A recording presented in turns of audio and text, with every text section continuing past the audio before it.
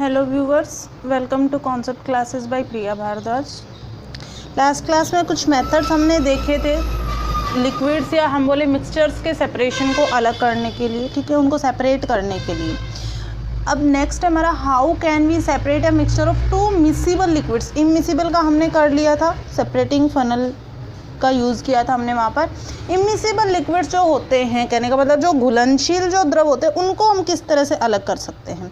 तो देखो, इसको हम समझते हैं एसीटोन और वाटर के मिक्सचर को किस तरह से हम अलग कर सकते हैं उसके थ्रू। तो सबसे पहले हमें क्या करना पड़ेगा कि एसीटोन और वाटर का जो मिक्सचर उसको हमें डिस्टिलेशन फ्लास्क में डालना पड़ेगा। देखो, डिस्टिलेशन फ्लास्क की अगर हम बात करें तो इस तरह से डिस्टिलेशन फ्लास्क होती है हमारे पास, ठीक है। इस पे हमें क्या करना है कि एक थर्मोमीटर लगा देना है जिससे हम टेम्परेचर नोट कर सके, ठीक है। इस डिस्टिलेशन फ्लास्क में हमें मिक्सचर डाल देना है, ठीक है। उसके बाद देखो हमारे पास क्या होता है, आगे एक वाटर कंडेंसर जुड़ा हुआ होता है इसी के साथ, ठीक है। और वाटर आउटलेट है यहाँ पर जो लगा हुआ है, ये क्लैंप होते हैं, ठीक है। और ये जो ट्यूब जैसा एक स्ट्रक्चर है, ये ट्यूब जो है आगे जाके किसी बीकर में इसका माउथ हमने डाल रखा है। तो जब हम इस मिक्सचर को डालते हैं तो अभी हमें क्या करना है, इसको गर्म करना है धीरे धीरे, ठीक है। जब धीरे धीरे हम इसको गर्म करते हैं तो क्या होता है कि एसीटोन जो है वो वेपराइज होने लग जाता है। वेपराइज मतलब उसके वाष्प बनने लग जाते हैं। वाष्प बनते तो ऊपर की तरफ जाते हैं, भाई ऊपर की तरफ गए तो इनको इधर से रास्ता मिला, इधर रास्ता मिला तो इसके अंदर इन्होंने एंट्री कर दी, इसके अंदर एंट्री कर दी। तो यहाँ पर जो है ये वाटर कंडेंसर लगा हुआ है, तो ये उन जो वेपर्स है, वाटर वेपर्स, उनको क्या करने का काम करेगा, कूल करने का काम करेगा। अगर वो कूल होंगे तो फिर से किस में चेंज हो जाएंगे, वो वाटर ड्रॉपलेट के फॉर्म में चेंज हो जाएंगे और ये हमें एक बिकर में इकट्ठा कर लेना है। और जो नीचे हमें सॉल्यूशन मिल जाएगा वो किसका मिल जाएगा हमें, कि डिस्टिलेशन फ्लास्क में वाटर हमारा रह जाएगा, क्योंकि जो एसीटोन है उसका जो अगर हम टेम्परेचर की बात करें या उसके बॉइलिंग पॉइंट की बात करें तो वो कम होता है वाटर के रिस्पेक्ट में। इस वजह से वो पहले क्या हो जाएगा, वेपर में चेंज हो जाएगा और वो हमें बीकर में मिल जाएगा, ठीक है। ये कॉल्ड वाटर यहाँ पर जो है ये वाटर को जो ड्रॉपलेट्स आती है वाटर वेपर्स की, उनको कोल्ड करने का काम करता है। तो ये हम मिसिबल लिक्विड्स को इस तरह से अलग कर सकते हैं, ठीक है। तो ये जो मेथड है हमारा, ये क्या कहलाता है, ये मेथड हमारा क्या कहलाता है, डिस्टिलेशन, या फिर हम क्या बोले इसको, आसवन विधि बोलते हैं इसको, ठीक है। और जो फ्लास्क हम इसमें यूज़ करते हैं वो डिस्टिलेशन फ्लास्क हमारी होती है, ठीक है।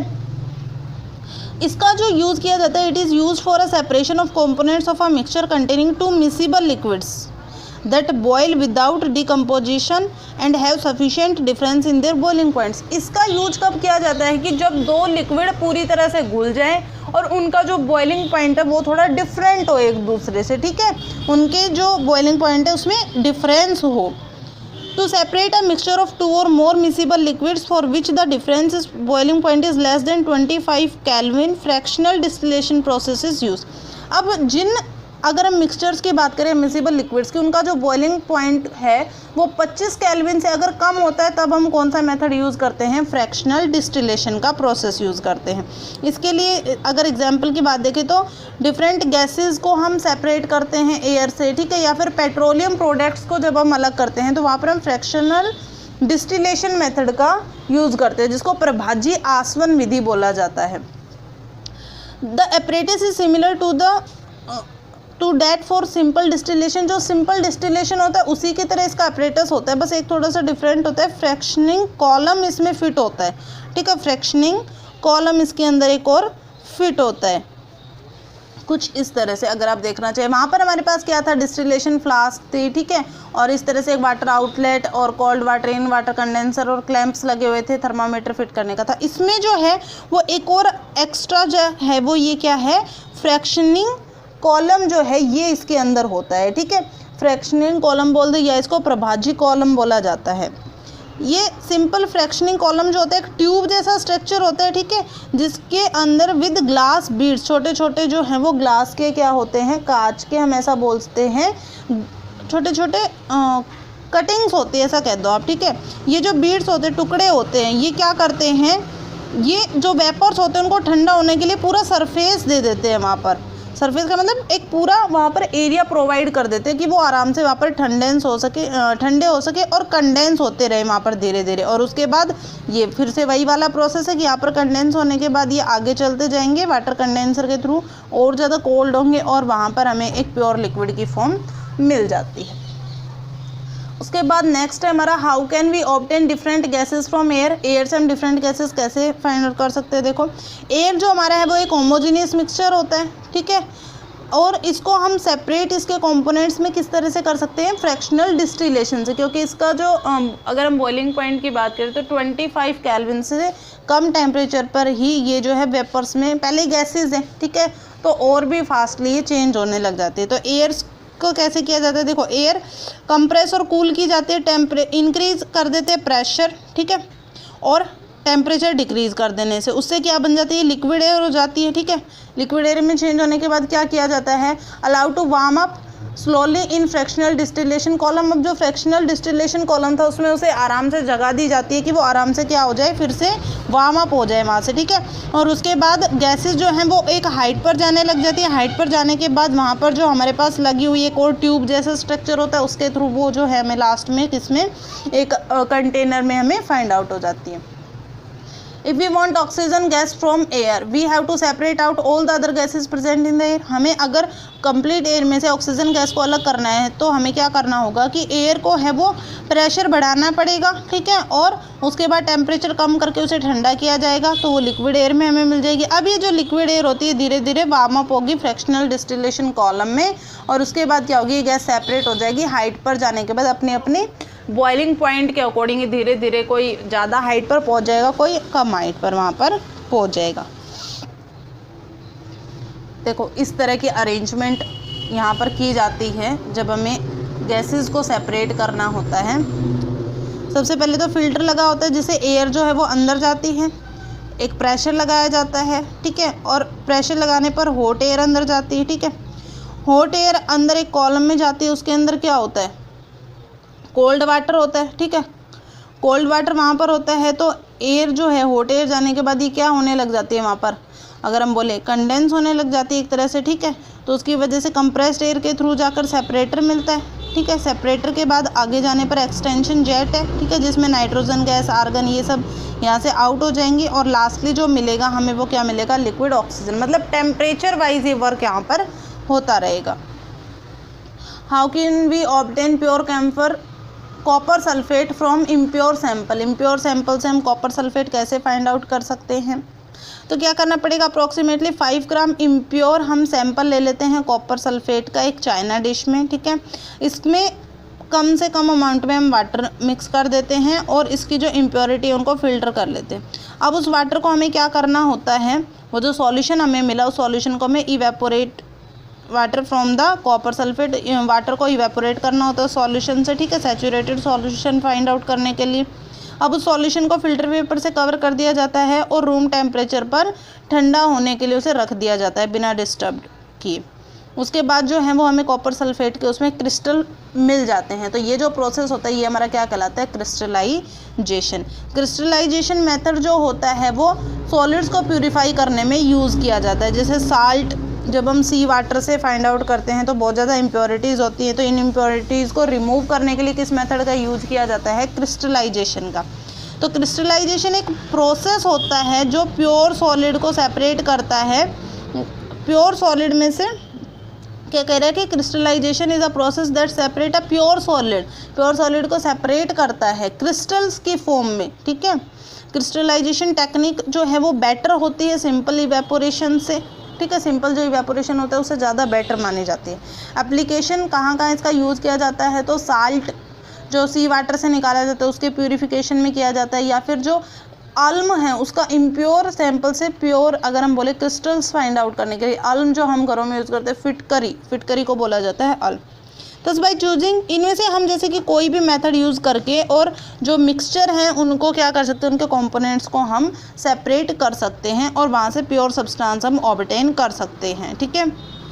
आगे क्या कह रहा है कि in cities drinking water is supplied from the water works. A flow diagram of a typical water, एक डायग्राम दिखा रखा है, ठीक है। इसके थ्रू हम समझने की कोशिश करते हैं एक बार।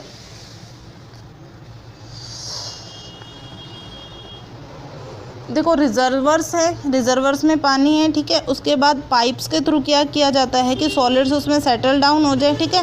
सेडिमेंटेशन टैंक होता है, उसमें सॉलिड्स जो हैं वो सेटल हो जाते हैं। सेडिमेंटेशन जो टैंक है, सेडिमेंट द सस्पेंड इम्प्योरिटीज़ होती है। उसके बाद लोडिंग टैंक लगा होता है। इसके बाद एक फिल्ट्रेशन टैंक होता है जिसमें वाटर होता है, जो मिट्टी के कण होते हैं वो नीचे बैठ जाते हैं, ठीक है।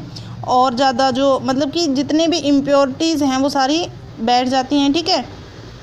और उसके बाद क्या होता है कि पाइप के थ्रू क्लोरीनेशन किया जाता है, जहाँ पर बैक्टीरियाज़ को किल किया जाता है। और उसके बाद क्या होता है कि वो वाटर हमारे घरों में आता है, ठीक है। इस तरह से वाटर जो हमारे घरों में आता है।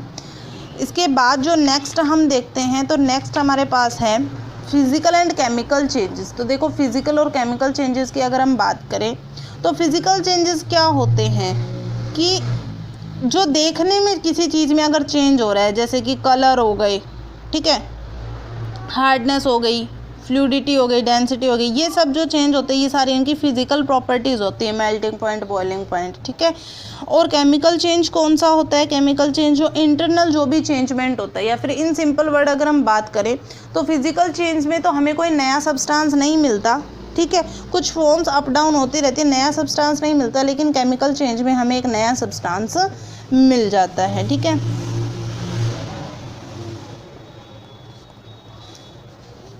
The interconversion of a state is physical change because these changes occurs without a change in composition and no change in the chemical nature of the substance। कि स्टेट इंटरकन्वर्स हो जाए, सॉलिड से लिक्विड, लिक्विड से gas, gas से solid, ठीक है, इस तरह से चेंज हो जाए, लेकिन उसकी केमिकल कंपोजिशन में कोई भी चेंजमेंट नहीं होता, ठीक है। जैसे कि आइस है, आइस से वाटर हो जाए, वाटर वेपर्स बन जाए, सारों की स्टेट चेंज हो रही है, फिजिकल प्रॉपर्टी चेंज हो रही है, केमिकली वो सेम ही है, ठीक है। तो वाटर और कुकिंग ऑयल की अगर हम बात करें तो दोनों लिक्विड है, लेकिन उनकी केमिकल कैरेक्टरिस्टिक की अगर हम बात करें तो वो कैसी होती है? डिफरेंट होती हैं भाई। उनका ऑर्डर, उनकी जो स्मेल है वो डिफरेंट होती है, ठीक है। फ्लेमेबिलिटी जो होती है, जलने की जो क्षमता होती है वो अलग अलग होती है, ठीक है। वी नो दैट ऑयल जो है वो एयर में बर्न होने लग जाता है, वाटर जो है वो वाटर फायर को रोकने का काम करता है, ठीक है। तो ये इसकी केमिकल प्रॉपर्टी ऑयल की हो गई जो वाटर से अलग इसे बनाती है। तो जलना, किसी चीज़ का जलना जो हो गया वो एक तरह से केमिकल चेंज होता है, ठीक है। इस प्रोसेस के दौरान होता क्या है कि एक जो सब्सटेंस है वो दूसरे से क्या होता है, दूसरे से एक चेंजमेंट उसमें होता है, ठीक है। केमिकल कंपोजिशन में केमिकल चेंज जो है वो एक नया सब्सटेंस बनाता है, उसकी नई प्रॉपर्टीज़ होती है, ठीक है। तो केमिकल चेंज को हम केमिकल रिएक्शन भी कहते हैं।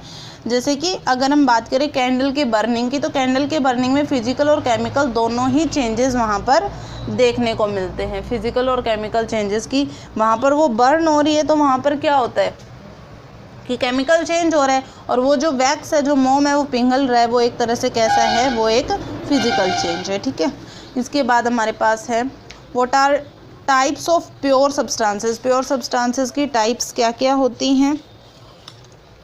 तो केमिकल कंपोजिशन के अकॉर्डिंग इन टाइप्स को डिवाइड किया गया है। एक है एलिमेंट्स और कंपाउंड्स। एलिमेंट्स की अगर बात करें तो रॉबर्ट बॉयल ने सबसे पहले जो एलिमेंट टर्म है उसको यूज़ किया था 1661 में।